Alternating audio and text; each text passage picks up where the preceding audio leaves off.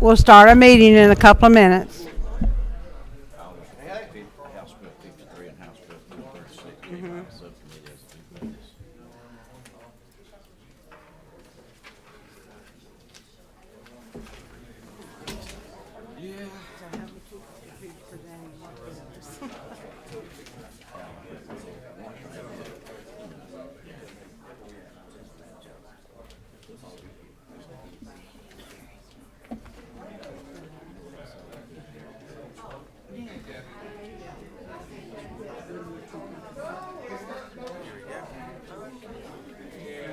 Hey, how you doing, man? Look here, there's my report right there. Yeah. All right, good. My subcommittee is environmental quality. Yeah, and here comes your environmental quality. He's got it. Look at it. He got me And then- okay. That man's on the ball. I was fixing to write it up.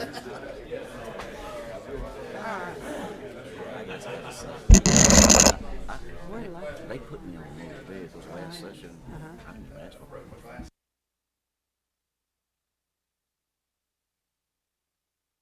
Look, my skill can't. Good morning, everyone. We'll begin our meeting, and Representative, with you will push your button. I think it's 25. Representative Huddleston, if you'll open us with a prayer. Let us pray. Heavenly Father, just thank for this day, Lord. Thank for all the great things you do, Lord. Just as we come before you today, allow us to make the decisions that you would have us to make. And Lord, if you will, be with our families, be with our travels, and Lord, if you will, just be with us each and every day. In your name we pray. Amen. And the chair's going to take a moment, a little privileged moment here as we all get busy and are going about our things. Life goes on for everybody, and our admin for our committee has a son who is an excellent basketball player. She went to Coffee County. It took her forever, but she found her way back here, and he is now in the Sweet 16, their team. So let's just all be pulling for them with if she falls asleep, we'll understand. So I'm now looking for my subcommittee reports, and I'll start with Resource Management. Chair Smith, you're 21. Thank you, Madam Chair. The Subcommittee on Resource Management met, and we had two bills. HB 53 passed out by committee substitute, and HB 436 passed with a do pass. Thank you. And then from Representative or Chairman John Corbett, we have a report from Environmental Quality Subcommittee. Thank you. Thank you, Madam Chair. The Environmental Quality Subcommittee of Natural Resources and Environment met on February 21st to review House Bill 273, House Bill 336, and House Bill 396. After hearing from the author and interested parties, the subcommittee offers the following recommendations. House Bill 273, do pass. House Bill 336, do pass, and House Bill 396, do pass, Madam Chair. Thank you for your reports, and those are the legislative bills that are on our agenda this morning, and so I'll just go down the list. So we'll begin with the bill's author with House Bill 53, Chairman Corbett.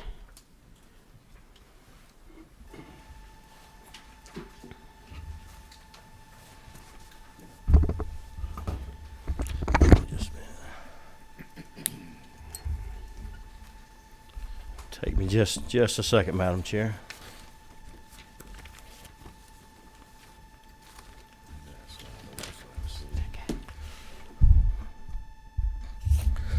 Thank you, Madam Chair. Members of the committee, I bring before you House Bill 53, LC 51033S. That's the one we should have in our packet. Is everybody good with that? First, I just a little background on the bill, and then why we would like to move this to the Georgia Forestry Commission. The Georgia Board of Registration for Foresters, the board, as we refer to it, currently resides within the Professional Licenses Division as part of the Georgia Secretary of State's office. The board serves as the professional licensing body for foresters. It's charged with protecting public health, safety, welfare by regulating those who engage in the practice of the professional forestry. The board has the authority to adopt rules, set standards for licenses, adopt mandatory standards for professional conduct, investigate and discipline unauthorized, negligent, or incompetent practice. The authority is provided in OCG 12-6-42. The board is comprised of 6 members, 5 professional and 1 consumer member who is selected and appointed by the governor. Currently, there are 912 active members. What we're doing with House Bill 53, we would relocate the operation and function and the revenue generated by the Georgia Board of Registration for Foresters from the Georgia Secretary of State's office to the Georgia Forestry Commission. This transition is to improve efficiency and effectiveness in conducting the duties of the board. Why the Georgia Forestry Commission? The Georgia Forestry Commission is the best resource and most appropriate agency to conduct knowledge-based investigations in an efficient manner, especially when it comes to matters involving forestry. Georgia Forestry Commission is a state forest agency with the mission of protecting and managing the state's forest resources. Moving the board is in alignment with the Georgia Forestry existing mission. And the Georgia Forestry Commission has a reputation of high customer service, improving basic customer service functions such as application processing, scheduling of testing, communications, and responsiveness will be achieved. The GFC's law enforcement division is often requested by the Secretary of State's office to investigate when it comes to theft and arson involved with forestry. So they're asked to do the investigation anyway through the Georgia Forestry Commission. I believe that any time that we can streamline government by moving this board from the Secretary of State's office to GFC will improve customer service, will resolve customer complaints in a more timely manner, especially ones involving timber theft and arson. At the end of the day, it's just a better fit. We've moved a complete division before. I didn't realize this the last time the subcommittee met. Representative New had a bill dealing with the Historical Preservation Division, which I think it was 2 years ago. I believe it was in this committee where we moved the whole division from the DNR to DCA. So it was just a better fit by doing that, and that's what we're doing here. It's a better fit to move the board to the Georgia Forestry Commission. There is a fiscal impact of doing this, and we'll talk. We passed this same bill last year, and the only person or ones that talk about the bill in the subcommittee was they questioned the fees didn't cover the cost of running the program. So we address that in the bill, and if you'll turn to page 3 of the bill, line 64. That's where we set the fees at $200 to be adjusted biennial to cover the cost of moving this to Georgia Forestry Commission. So their fees will more than cover the cost with the 912 foresters that we have now. Will more than cover the $91,000 cost, and we've set in here to increase or decrease with the CPI index, so we don't have to come back 5 years from now and address this. It's going to move up and down as the CPI moves up or down. So that's the only change in the bill from one we did last year. And like I say, at the end of the day, it's just a better fit with the mission of the Georgia Forestry Commission to move it here. Madam Chair and members of the committee, if you have any questions, I'd be glad to answer them. Thank you for your presentation. Are there any questions? I don't see any. So at the proper time, Chair would welcome a motion. Move do pass. We have a do pass in a second. Any further discussion? All those in favor signify by saying aye. Aye. Any opposed, nay. Good luck Thank with you, Madam that, Chair. and just stay put. You've got one more bill, correct? Yes, I do. Can I Are you do it? prepared? Yes. I'm prepared right now if you want me to Okay, go ahead and do yes. it while I'm here. Yes, while you're rolling. While I'm on a roll like butter, Yeah. right? I'm on a roll. All right, House Bill 436, LC 510312. Everybody should have that in their packet.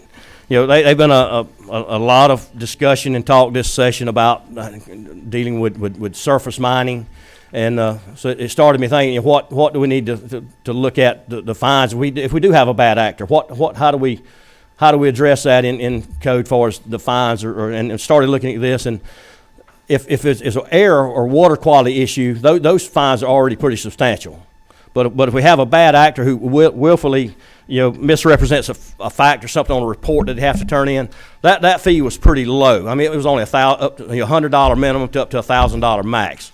So what I did with this bill was increase the maximum to $10,000 a day, and in each day they're not in compliance shall consist of another a separate offense. So that's all we did here, was just increase that fine, and it's a misdemeanor. Somebody willfully misrepresents a report or something they need to file with the EPD or the state or whoever that willfully misrepresent. We just increase that fine to $10,000. So the chair has a couple of questions for you. First, do you know when the last time this was updated? Do you have an idea? It's I been don't know. years. I know it had been looked at. I think it was back in the 80s, Madam Chair. It's In been the a long 80s. time. Okay, all right. And then, all right, so I see several of you, some people here are probably going to ask the questions. So I'm just going to call your number, state your name, and ask you a question. Number 27. Representative Perkle. So Chairman Corbett, I'm in favor of this bill, but I do want to remind you, I don't want you to handle any of my speeding tickets. Say you do or you don't. How about your camera and your school zone? All right, the chair has to keep us on topic here, or we'll all be getting tickets. So, so number 18, state your name and ask your question, please. Thank you, Madam Chair. Representative Bazemore, good morning. Good morning. Thank you for the bill. Just a quick question. If reporting is not done on the regular, not any kind of misrepresentation, is there going to be a penalty for those individuals? If it's a report they're required to do, And they it have will not be. done If it. something is required, now if it's a voluntary report, I would say not. But if it's a required report that they miss, they will be fined. So in here, this is required or? Yes, if Okay. they miss a required, and then it's on line 11. It's any matter required by this part, and they willfully, it has to be something that's required report. Yes. Thank you. Thank you. And number 26.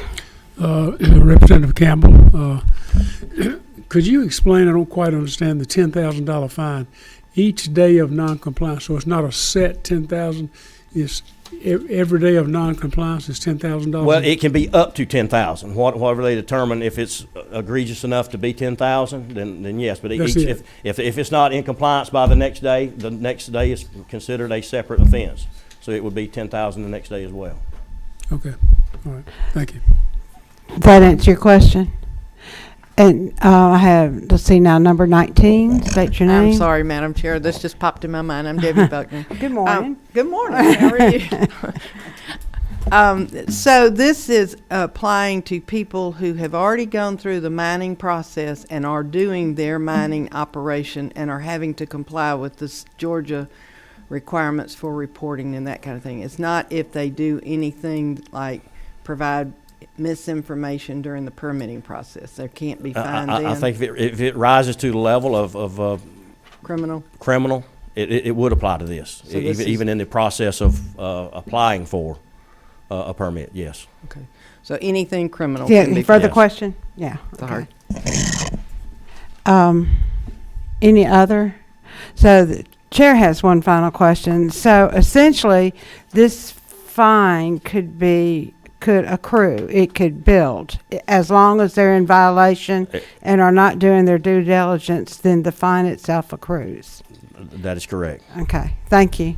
Thank you, Madam Chair. Thank you. for the Chair question. sees no further questions at the proper time. Consider a motion. Do pass, second. Any further discussion? All those in favor, please signify by saying aye. Those opposed, nay. Thank you. You have your bill, and there's a new process with going through the rules process. I need to sign your sheet as well, so make sure I've done that before you leave. I will catch up with you in the chamber this Okay. morning and get you to sign All the right. forms. Thank you, Madam Chair. Thank you. And now we're going to have House Bill 273. I'm going in order on our list. So Representative Deloach.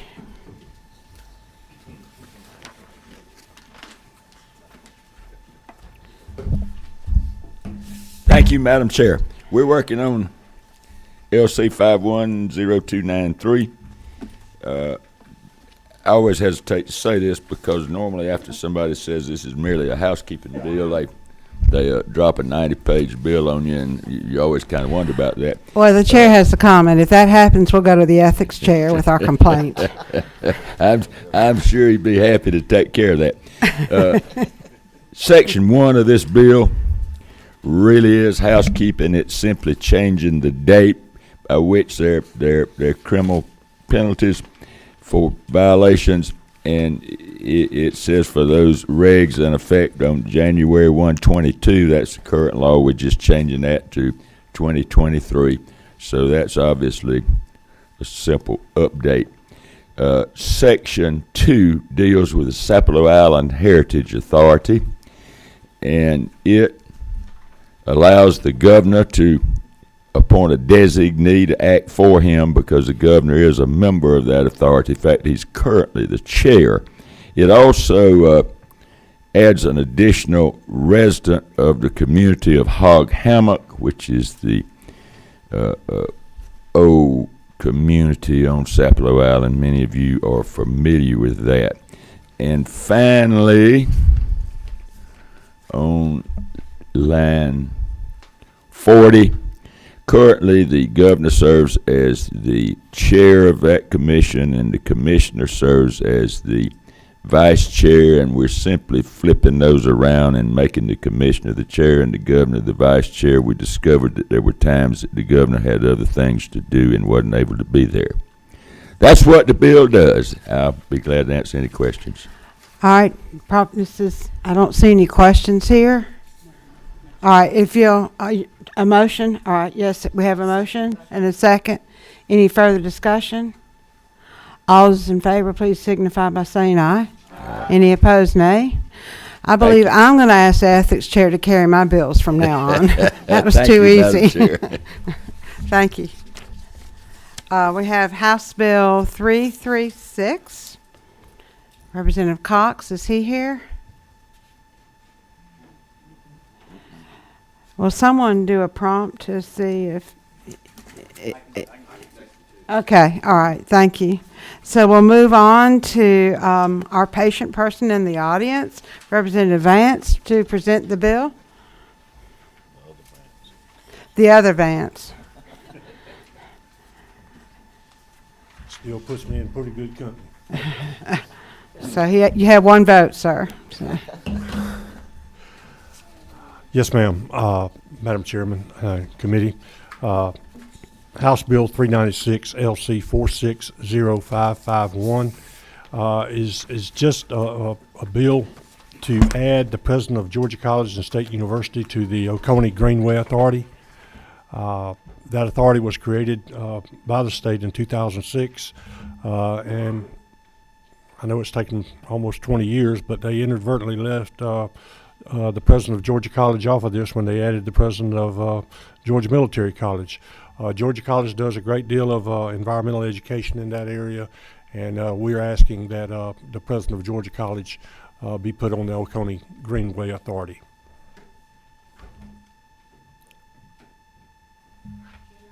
Checking with the committee, are there any questions? All right, it's proper time. Second, any further discussion? All those in favor signify by saying aye. Aye. Any opposed, nay. You have your bill. Is this your first bill? I'll get you to sign that rules sheet Okay. in the All right. session this morning. Is Thank this your y'all very first much. bill? Ma'am? Is this your first bill? Yes, ma'am. All right, I I'll see pick some the problem. questions. I have number 28. Is there a question? No, not for this gentleman. Okay, all right. All the buttons are like, go quickly. All the buttons are lighting up.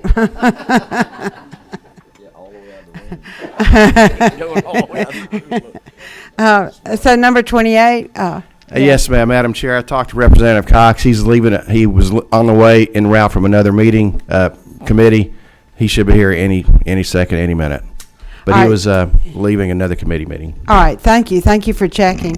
And to those who are viewing us, this is the time of year where we juggle what we do as legislators. We serve on several committees, and this is when a lot of our bills have made it through the committee process.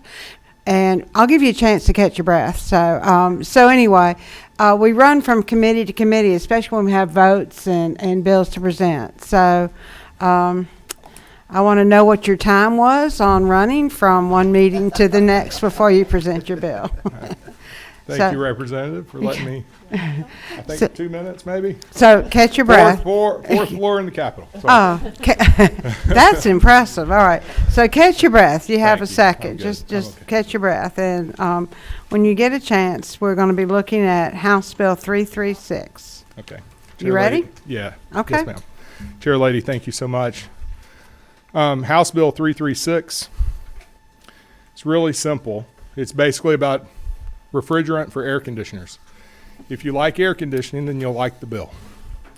Some of us, now that I just made that run, maybe I shouldn't have air conditioning to help me lose weight, but that's where we are.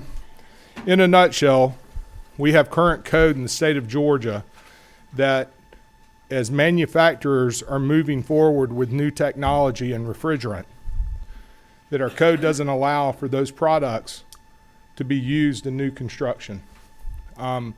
This bill will allow us to keep the steady pathway of building, to have air conditioners delivered to job sites so that new construction can continue to happen. It also will allow a special stipulation in here as well, that any existing refrigerants that exist, so if you have an old system in your home that had a refrigerant called R22 or R410, that those can continue to be used because they were previously approved. So it's not forcing people who own homes or restaurants or different commercial businesses to have to change everything overnight. The EPA is the one who regulates what the refrigerant is, and they're moving forward with new refrigerants in the future, slowly phasing out refrigerants of the past. So really it's more of a transition so we don't miss a beat on new construction. That's the heart of the bill. Thank you. And I know some of our committee members have asked me questions, and so we have one right now. Number 27, state your name and your question. Thank you, Madam Chair. John Corbett. Representative, thank you for the bill. I don't necessarily have a question on the bill, but I just want to find out what committee you was at that was more important than Madam Chair's committee. Are you asking us to postpone the bill?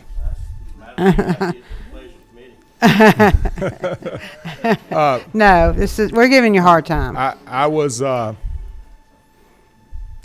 please You forgive do me. not have to answer that on the grounds. On the grounds. I was getting the air conditioners fixed in the There Capitol to you make sure it go. wasn't too There you hot. go. Does There that you work? go. That works. That works for me.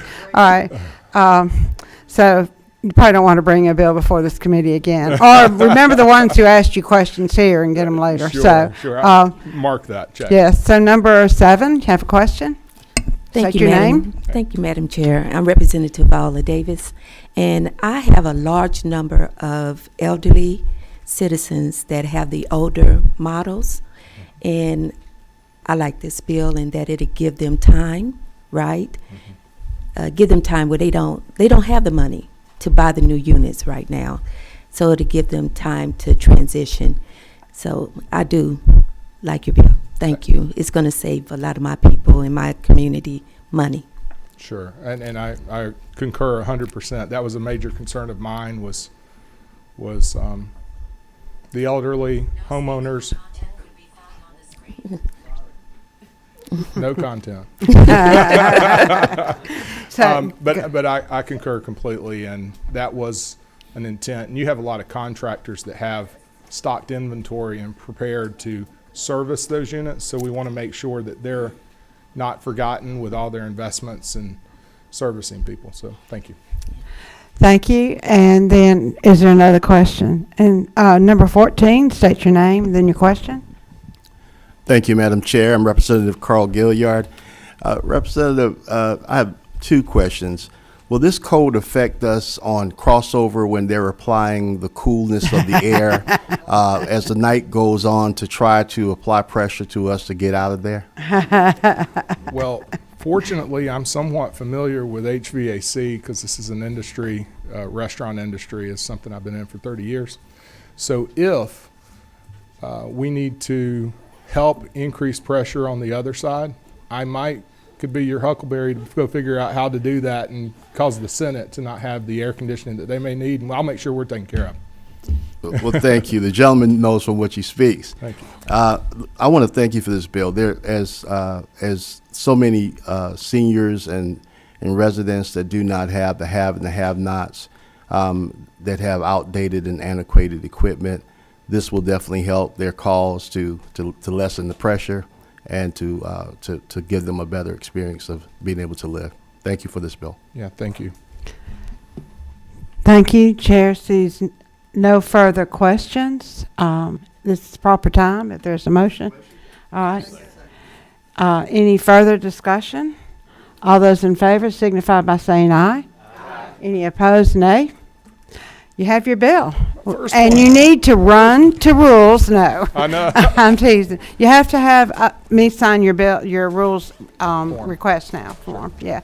So the chair, before we adjourn, I ask that you look in their folders. If we have any information or updates for you, they'll always be in your folders at our full meeting, or you can also check with our office. And pay attention to our bulletin board. We're getting to the tight time of the session. And thank you. We adjourn. Thank you.